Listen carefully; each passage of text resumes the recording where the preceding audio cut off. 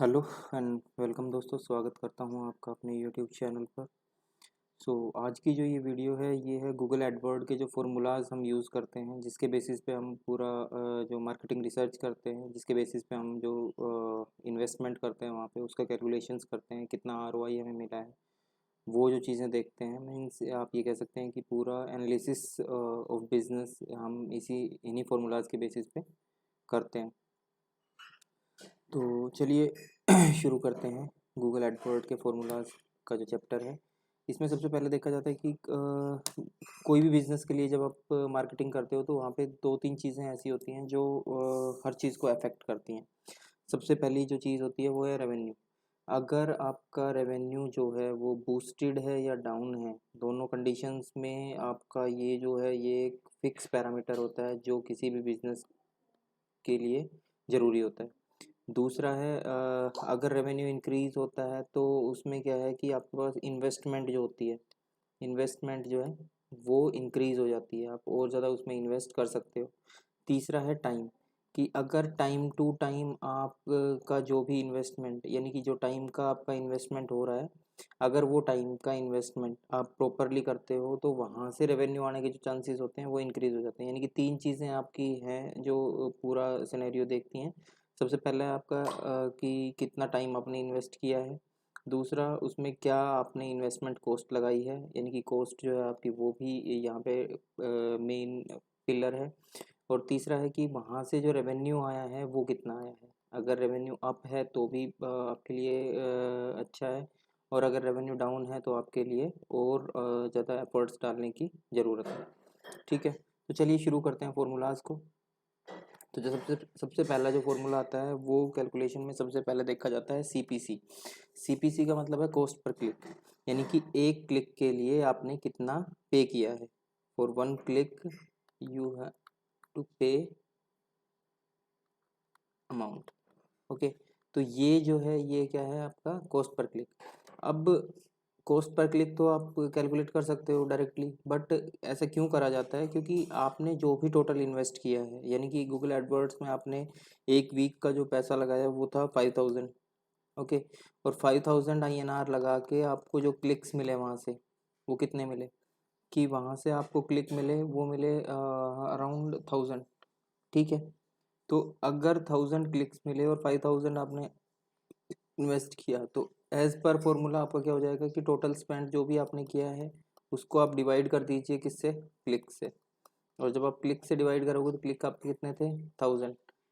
ठीक है, जब 1000 क्लिक से आपने डिवाइड करा तो आंसर कितना आ जाएगा, 5।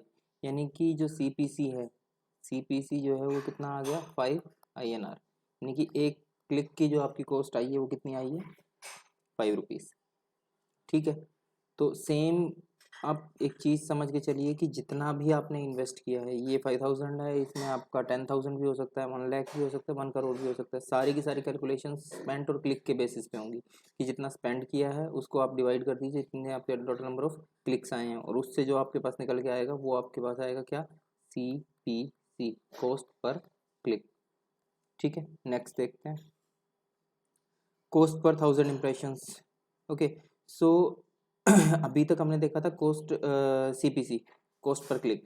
ठीक है, अब यहाँ पे क्या है कि हम इम्प्रेशंस के बेसिस पे देखते हैं कि हमारे एक इम्प्रेशन की कितनी कॉस्टिंग आई है। ठीक है, तो हम सेम वही चीज़ रखेंगे और उसी के बेसिस पे यहाँ पे कैलकुलेट करेंगे कि कितना एक इम्प्रेशन की कॉस्ट हमारे पास आई है। ठीक है, तो सीपीएम में सबसे पहले क्या होता है कि टोटल स्पेंड, यानी कि अगर मेरे पास जो स्पेंड है वो कितना है, 1000 रुपीज़ का है, मैंने 1000 रुपीज़ जो है इसमें स्पेंड किया है। और उसके बाद मेरे पास इंप्रेशंस जो आए हैं वो आए हैं 50,000। ठीक है, तो इंप्रेशंस कितने हैं मेरे पास, इंप्रेशंस हैं 50,000। ओके, तो अब इसके बेसिस पे अगर मुझे सीपीएम निकालना है तो मैं कैसे निकालूंगा। सबसे पहले आपका आता है कि कितना मैंने कॉस्ट स्पेंड किया, स्पेंड को मैंने डिवाइड कर दिया 50,000, और उसके बाद में मैंने मल्टीप्लाई कर दिया 1000 से। क्यों, क्योंकि पर 1000 इंप्रेशंस के लिए ये हम कैलकुलेट कर रहे हैं। ठीक है, तो अब पर 1000 इंप्रेशंस की जो क्लिक आएगी कॉस्ट, वो यहाँ से निकल जाएगी। ठीक है, अब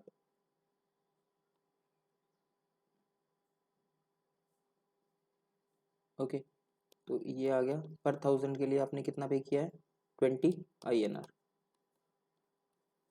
CPM आपका कितना आ गया 20 INR। ठीक है, तो इस तरीके से आप जो है CPM कैलकुलेट कर सकते हो। तो नेक्स्ट फॉर्मूला इसमें क्या आता है आपका, वो होता है क्लिक थ्रू रेट। तो क्लिक थ्रू रेट का बेसिक पर्पस क्या होता है कि जितने भी आपके पास क्लिक आए और जितने आपके पास इंप्रेशंस आए तो उनके बेसिस पे आपका एंगेजमेंट कितना रहा है, मीन्स कितने आपके ऐसे यूजर्स हैं जो इंप्रेशन दे के कन्वर्ट हुए हैं। तो उस चीज़ को देखने के लिए आप क्या यूज़ करते हो, CTR वैल्यू। तो CTR वैल्यू का जो फॉर्मूला होता है वो क्या होता है कि जितने भी आपको क्लिक्स मिले, यानी कि अगर मेरे को यहाँ पे क्लिक्स मिले हैं कितने 500, ओके, और उसके बाद में अगर मैंने जो टोटल इम्प्रेशंस वहाँ से लिए हैं, अगर मैं इम्प्रेशंस की बात करूँ, अगर टोटल इम्प्रेशंस की बात करूँ तो वहाँ पे मेरे पास है 50,000। ठीक है, अब अगर 50,000 इम्प्रेशंस हैं और क्लिक मेरे पास 500 है, अगर मुझे कैलकुलेट करना है CTR वैल्यू, यानी कि अगर मैं CTR वैल्यू अगर मैं कैलकुलेट करता हूँ तो CTR वैल्यू कैसे कैलकुलेट हो जाएगी कि टोटल क्लिक्स आपके पास कितने हैं 500, इम्प्रेशंस कितने हैं 50,000। ठीक है, तो 50,000 को जब आप डिवाइड करोगे तो 1/100 आ गया, और 1/100 अगर आ गया है तो वहाँ से आप कितना आ जाएगा 0.01 आपका क्या है CTR। ठीक है, नेक्स्ट फॉर्मूला जो है वो आपका है cost per acquisition. Cost per acquisition होता है कि आपने जो भी इन्वेस्ट करा उसमें से जो कन्वर्जन आया उस कन्वर्जन के बेसिस पे आपका एक कन्वर्जन आने में टोटल कितना अमाउंट लगा, उसको आप कॉस्ट पर एक्वाजिशन में जो है कैलकुलेट करते हो। तो कॉस्ट पर एक्वाजिशन का जो फॉर्मूला होता है वो क्या होता है, कॉस्ट पर एक्वाजिशन का फॉर्मूला होता है कि टोटल जितना भी आपने स्पेंड किया, यानी कि अगर मेरा स्पेंड यहाँ पे कितना है, मेरा स्पेंड यहाँ पे है 1000, और मैंने जो टोटल कन्वर्जन्स वहाँ से लिए हैं, कन्वर्जन्स अगर मेरे बात करे जाएँ तो वहाँ पे हैं 20।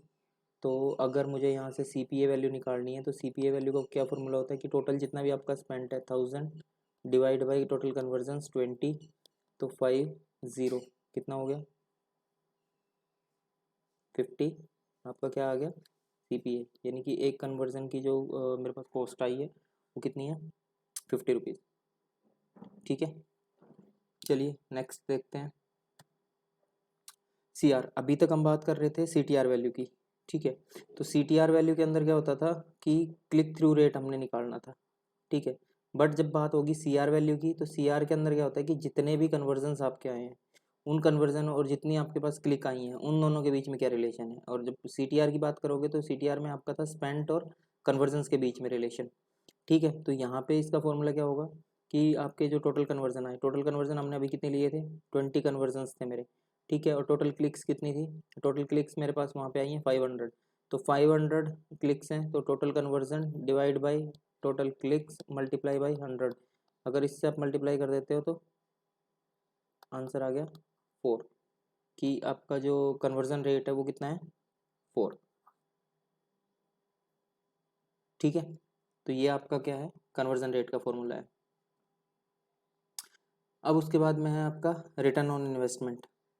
Return on investment basically her businessman की डिमांड होती है कि उसको जितना ज़्यादा ROI मिलेगा उतना ही ज़्यादा वो बिजनेस जो है वो ग्रो कर रहा है। तो इसको हम कैसे कैलकुलेट करते हैं रिटर्न ऑन इन्वेस्टमेंट को, रिटर्न ऑन इन्वेस्टमेंट होता है कि आपने कितना इन्वेस्ट करा और उसमें से आपके पास कितना रिटर्न आया। ठीक है, तो रिटर्न ऑन इन्वेस्टमेंट के लिए आपका जो फॉर्मूला होता है वो क्या होता है कि रेवेन्यू, अगर आपको कितना रेवेन्यू मिला, यानी कि अगर मैं यहाँ पे मेरे